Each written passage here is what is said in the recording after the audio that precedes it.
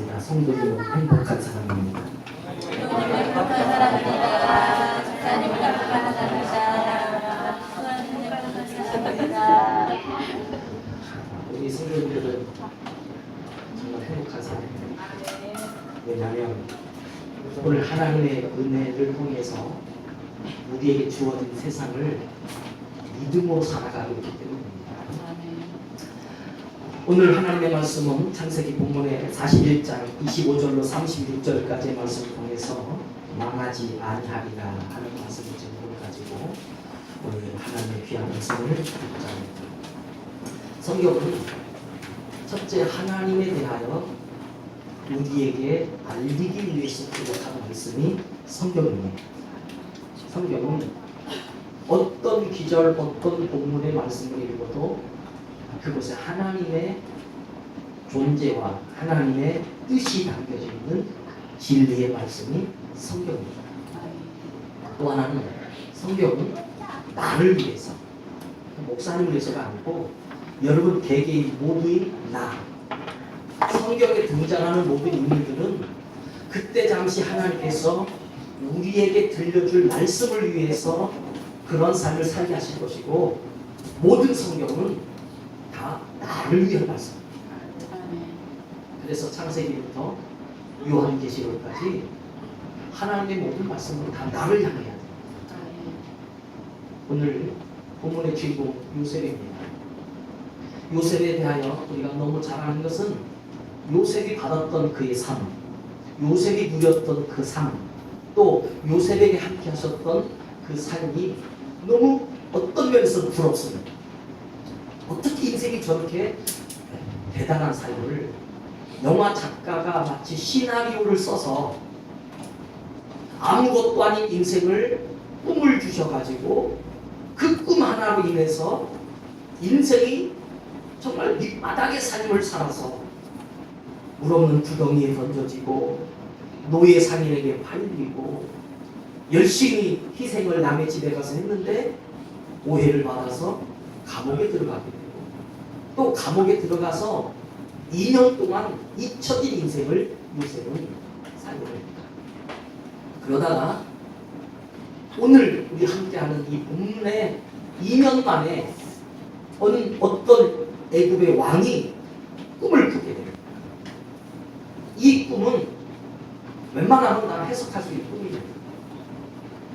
하나는 살찐 암소가 나왔다가 7마리가 나왔다가 나중에 파리하고 연약한 소, 빼짝 마른 소가 7마리가 나왔는데 그게 앞에 걸 다 잡아먹었습니다.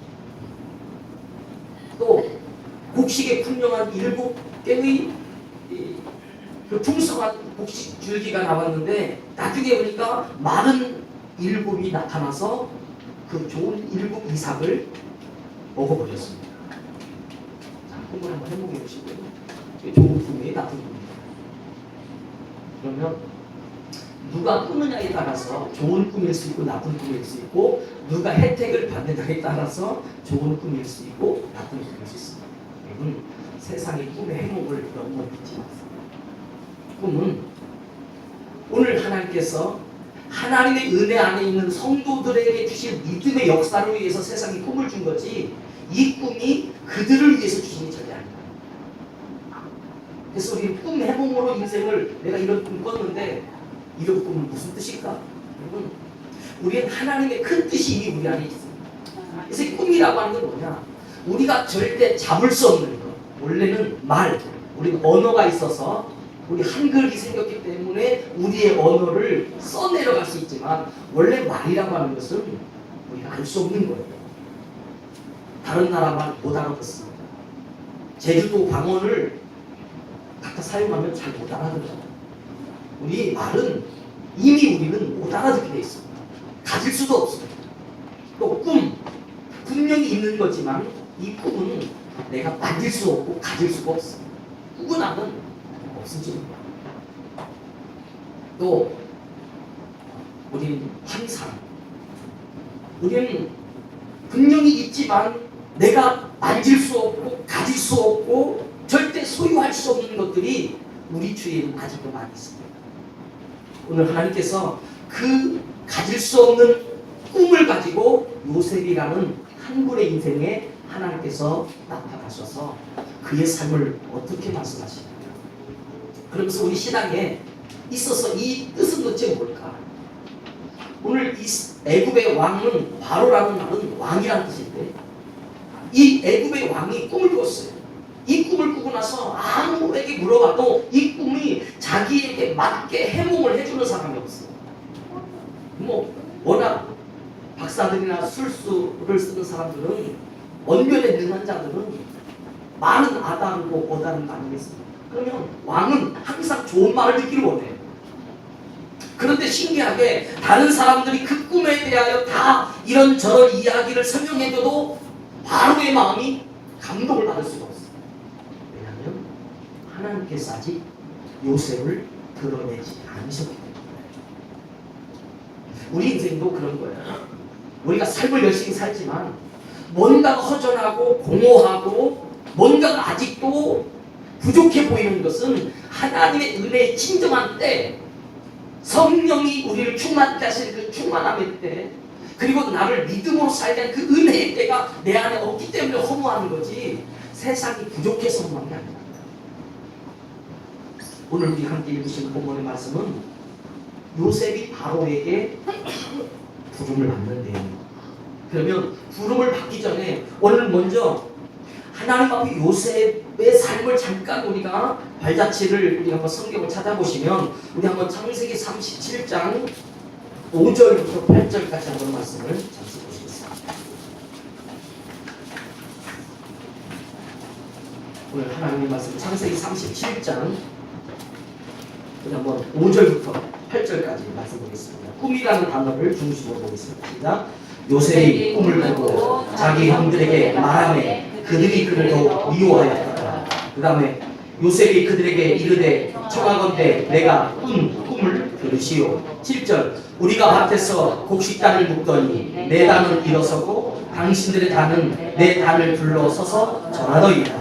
8절 그의 형들이 그에게 이르되 네가 참으로 우리의 왕이 되겠느냐 참으로 우리를 다스리게 되겠느냐 하고 그의 꿈과 그의 말로 말미암아 그를 더욱 미워하더니. 오늘 성경에는 꿈과 말, 요셉이 꾼 꿈을 그는 말했을 뿐이에요. 오늘 그 형제들이 요셉이 꾼 꿈에 대하여 첫째 시기질투가 일어나는 것은 자기들이 꾸지 못한 꿈을 감히 이 요셉이 꾸었다는 거죠. 우리로 말하면 어떻게 너만 그 진리를 가졌고 어떻게 너만 그 은혜가 임하고 어떻게 너만 우리 아버지 야곱 우리 아버지로부터 받은 이 축복이 똑같아야 되는데 왜 너에게 먼저 임하느냐.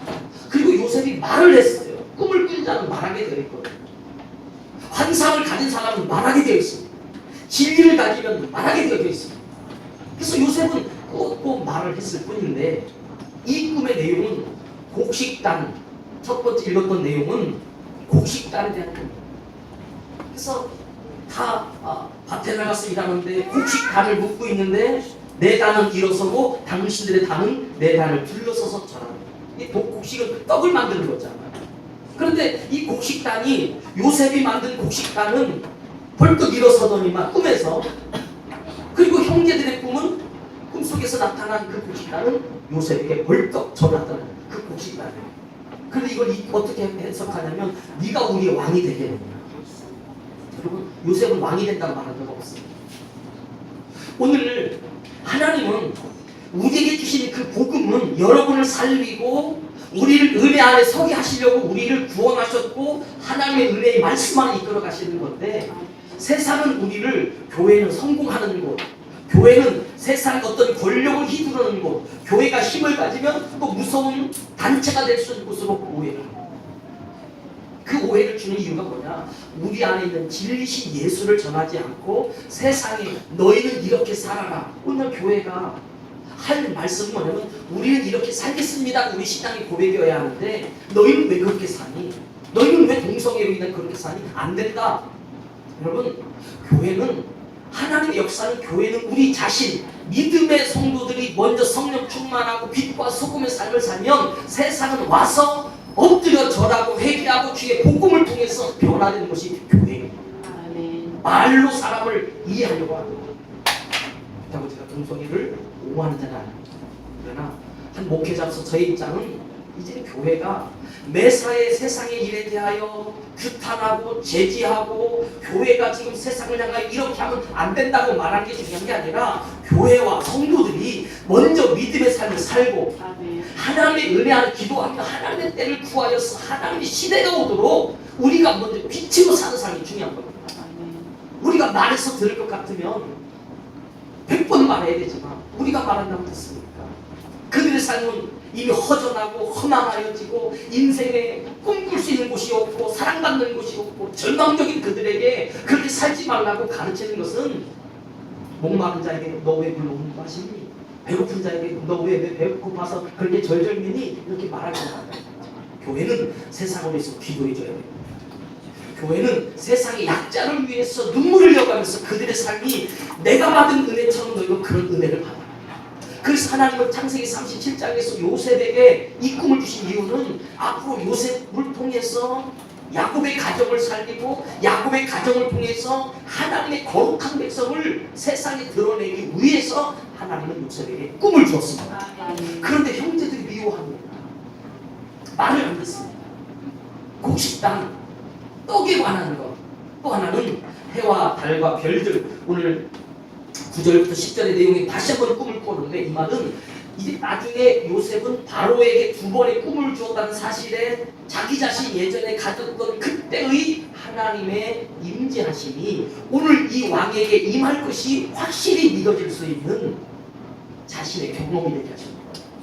그래서 한 번의 꿈으로도 하나님 역사하실 텐데 창세기 37장 9절과 10절에 보면 이렇게 성경 기록합니다. 한번 읽어보시겠습니다.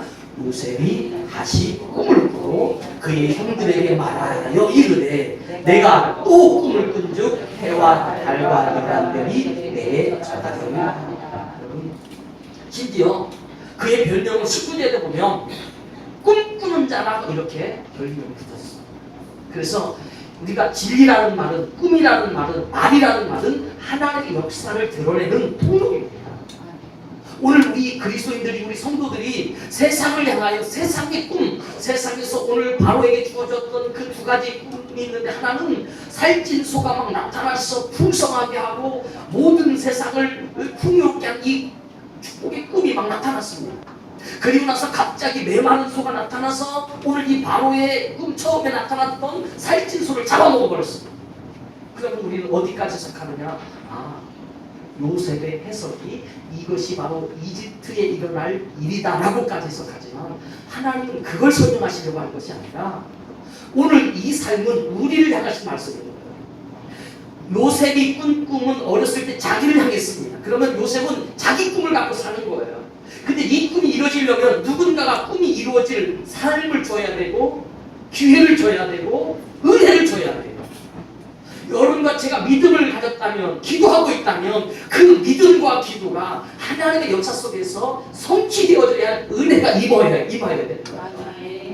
우리는 은혜를 입은 죄인들일 뿐입니다.